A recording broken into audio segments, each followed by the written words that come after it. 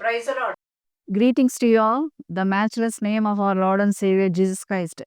It's a great privilege to share the word of God. ప్రభు అయిన యేసుక్రీస్తు నామంన మీ అందరికీ శుభములు తెలియజేస్తున్నాను. ఇవాళ birthdays and wedding days celebrate చేసుకునే వారందరికీ కూడా I wish you many more happy returns of the day. ఇప్పుడు బైబిల్ వాక్యంకి మనం వెళ్దాం. Now will read Bible from English. Psalm 18, verse 16 to 19. He sent me from above. He took me. He drew me out of many waters. He delivered me from my strong enemy, from those who hated me, for they were too strong for me. They confronted me in the day of my calamity, but the Lord was my support. He also brought me out into a broad place. He delivered me because he delighted in me. Amen. Praise the lord. కీర్తనల గ్రంథము 18వ కీర్తన 16 నుంచి 19 వరకు చదువుకుందాం. ఇది యెహోవా దాసుడైన దావీదు కీర్తన. అతని శత్రువుల అందరూ అతని చేతిలో నుండి, సౌలు చేతిలో నుండి యెహోవా అతన్ని తప్పించిన దినమున దావీదు ఈ గీత వాక్యమును ఆయన రచించాడనమాట, దేవుని స్తోత్రించి. కనుక 18వ కీర్తన 16 నుంచి 19 వరకు చదువుతున్నాను, దయచేసి విందాం. ఉన్నత స్థలము నుండి చేయి చాపి ఆయన నన్ను పట్టుకొని మహా జలరాశులలో నుండి తీసెను. బలవంతులకు పగవారు, నన్ను ద్వేషించువారు నాకంటే బలిష్ఠులై ఉండగా వారి వశము నుండి ఆయన నన్ను రక్షించెను. ఆపత్కాలమందు వారు నా మీదికి రాగా యెహోవా నన్ను ఆదుకొనెను. విశాలమైన స్థలములకు ఆయన నన్ను తోడుకొని వచ్చెను. నేను ఆయనకి ఇష్టడిని గనుక ఆయన నన్ను తప్పించెను. ప్రార్థించుకుందాం. సర్వశక్తి కృపా కనికరగల మా ప్రియ పరలోకపు తండ్రి, నీవు యుద్ధ శూరుడు నాయన ప్రభా. తండ్రి, యుద్ధమందు జయము నొందిన దేవుడు ప్రభా. తండ్రి, నీ యొక్క వాక్యమును మేము ధ్యానించుకొంచుండగా ప్రభా, నీ యొక్క శక్తిని, నీ యొక్క కరేజ్ మీరు మాకు దయచేయమని అడుగుతున్నాం. ధైర్యంగా నాయన తండ్రి, ఈ యొక్క లోకంలో నాయన ప్రభా, మీరు ఈ యొక్క లోకమును నాయన తండ్రి, సైతాన్ను ప్రభా తండ్రి, ధర్మశాస్త్రమును, చావును, సమాధిని, సమస్తాన్ని జయించిన విధంగా ప్రభా, నీ బిడ్డలైన మాకు కూడా నాయన ఈ యొక్క లోకంలో నాయన పోరాడుచున్న వారందరికీ కూడా నాయన నీ యొక్క శక్తిని దయచేసి జయ జీవితాన్ని అనుగ్రహించమని నీ యొక్క వాక్యము బయలు వెళ్ళుచుండగా నీ బిడ్డలకు నాయన ధైర్యమును, ఆదరణను, నెమ్మదిని, రక్షణ లేని వారికి రక్షణ దయచేయమని యేసయ్య అత్యున్నతమైన నామమున అడుగుచున్నాం తండ్రి. ఆమేన్. ఇక్కడ మనం గమనించినట్టయితే సౌలు దావీదు రాజులకు శత్రువుగా మనం చూస్తున్నాం. అతని నుంచి తప్పించుకొనడానికి యెహోవా అతనికి మొరపెట్టాడనమాట. అతడు హింసిస్తున్నప్పుడు, అతన్ని చంపవల్లని అతడు వెతుకుతున్నప్పుడు ఇతను దావీదు ప్రార్థన చేస్తున్నాడు. నా శ్రమలో నేను యెహోవాకు మొరపెట్టి తిని, నా దేవుని ప్రార్థన చేసి తిని, ఆయన తన ఆలయంలో నుంచి ఆలకించి నా ప్రార్థన అంగీకరించును. ఆనాడు దావీదుకు దేవుడుగా ఉన్న దేవుడు ఈరోజు నీకు నాకు కూడా దేవుడుగా ఉంటున్నాడు. కనుక దావీదు మొరపెట్టగా ఆయన విన్న దేవుడు ఈరోజు నేను ప్రార్థన చేస్తే తప్పకుండా వినేటటువంటి దేవుడుగా ఉంటున్నాడు. చాలాసార్లు ప్రార్థన ఎలా చేయాలని ప్రజలు అనుకుంటూ ఉంటారు. ఒక సమస్య వచ్చినప్పుడు ఏ విధంగా ప్రార్థన చేయాలన్నది ఎవరు చెప్పే అవసరం ఉండదన్నమాట. ఆటోమేటిక్గా సమస్య రాగానే మోకరించి దేవుని యొక్క సన్నిధిలో కన్నీళ్లతో ప్రార్థన చేసే అనుభవము ప్రతి క్రైస్తవురాలకు ఉంటుంది. కనుక ఇక్కడ శ్రమలో నేను యెహోవాకు మొరపెట్టి తిని అంటున్నాడు. ఈరోజు మనకి ఎటువంటి శ్రమ ఉన్నప్పటికీ కూడా మనం మొరపెట్టినట్లయితే దేవుడు, దావీదు ప్రార్థన విన్న దేవుడు ఈరోజు నా ప్రార్థన వినడానికి ఆయన సిద్ధంగా ఉన్నాడని వాక్యం మనతో సెలవిచ్చుతుంది. ఆయన ఆలయంలో ఆలకించి నా ప్రార్థన అంగీకరించను.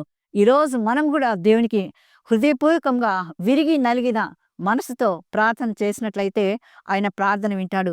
కన్నీళ్ళ ప్రార్థన ఆయన ఆలకించే దేవుడు. హృదయం ఏమంటున్నాడు దావీదు అంటున్నా, నలిగిన హృదయంను నీవు నిర్లక్ష్యం చేసే దేవుడు కాదు, విరిగి నలిగిన హృదయములు నీకు ఇష్టమైన బలులు అంటున్నాడు. కనుక దేవుని సన్నిధిలో మనం విరిగిన మనసుతో ప్రార్థన చేసినట్లయితే తప్పకుండా దేవుడు వింటాడు.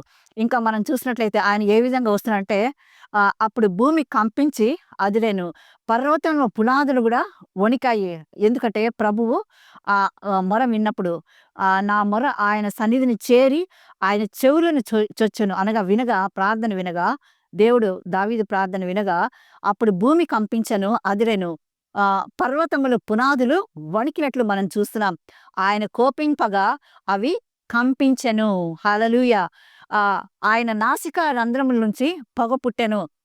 ఇప్పుడు ఒక పిల్లవాడిని ఎవరైనా ఏమైనా అన్నట్లయితే ఆ తండ్రికి గాని, తల్లికి గాని ఎంత బాధ, కోపం వస్తుందో, అదే విధంగా నిన్ను ముట్టిన వాడే నా కనుగుడ్డు ముట్టును అని అంటున్నాడనమాట. ఎవరైనా దేవుని యొక్క పిల్లలను ముట్టుకున్నట్లయితే, వారి పైన చర్య తీసుకున్నట్లయితే తప్పకుండా దేవుడు ఆహ్, ఆ యొక్క ప్రతీకారాన్ని ఆ యుద్ధంను దేవుడు చేస్తాడనమాట. కనుక నా నోటి నుండి వచ్చిన అగ్ని ఆహ్, నా నోటి నుండి అగ్ని వచ్చి దహించెను. కనుక నిప్పు కణము రాజబెట్టెను. కనుక ఆయన కోపము రెట్టింపయినట్లుగా మనం చూస్తున్నాం. మేఘములను వంచి ఆయన వచ్చెను. అనగా మేఘములను వాహనములుగా చేసుకొని తన బిడ్డలను ఆదుకోవడానికి ఆయన వస్తున్నాడు. ఆయన పాదముల కింద గాఢాంధకారము కమ్మియుండెను. కెరూబులను ఎక్కి ఆయన ఎగిరి వచ్చెను. కనుక తన యొక్క కెరూబులు, సెరూబులు ఆయన యొక్క ఉన్నత స్థలముల్లో దేవుని స్తుతించటానికి ధవళ సింహాసనం దగ్గర ఉన్నటువంటి ఆయన్ని ఆరాధించే కెరూబుల మీద ఆయన ఎక్కి వస్తున్నాడు. ఇంకా గాలి రెక్కల మీద ప్రత్యక్షమాయెను. అనగా ఆ యొక్క గాలి రెక్కల మీద, కెరూబుల మీద, మేఘముల మీద ఆయన తన బిడ్డను ఎదుర్కోవడానికి వస్తున్నాడు, కాపాడటానికి వస్తున్నాడు. గుడారము వలె అంధకారము తన చుట్టూ వ్యాపింపజేసెను. ఇంకా మనము కొంచెం కింద చూసినట్లయితే ఆయన తన బాణములను ప్రయోగించి శత్రువులను చెదరగొట్టెను. దేవునికి విరోధంగా ఉన్నటువంటి, దేవుని పిల్లలకు విరోధముగా ఉన్నటువంటి ప్రతి ఒక్కరిని కూడా చెదరగొట్టినట్లు మనం చూస్తున్నాం. భూమి పునాదులు వణికెను. ఉన్నత స్థలం నుండి చేయి చాపి వారిని ఆయన నన్ను పట్టుకొనెనని అంటున్నాడు అన్నమాట. నన్ను పట్టుకొని మహా జలరాశుల నుండి తీసెను. అనగా శత్రువులు ఎంత పాతాళానికి తన దేవుని బిడ్డలు తొక్కివేసినా కూడా తిరిగి వాళ్ళు బాల్ ఏ విధంగా రివర్స్ వస్తుందో ఆ విధంగా దేవుడు తన యొక్క ప్రజలను లేవనెత్తుతున్నాడు. నన్ను పట్టుకొని మహా జలరాశుల నుండి తీసెను. బలవంతులకు పగవారు, నన్ను ద్వేషించువారు నాకంటే బలిష్ఠులై ఉండగా వీరికంటే బలిష్ఠుడు ప్రభువైన యెహోవా అన్నమాట. వారి వశం నుంచి ఆయన నన్ను రక్షించను. అటువంటి బలమైన శత్రువుల చేతిలో నుంచి ప్రభువైనటువంటి యెహోవా తన యొక్క బిడ్డలను పక్కకు తీస్తున్నాడు.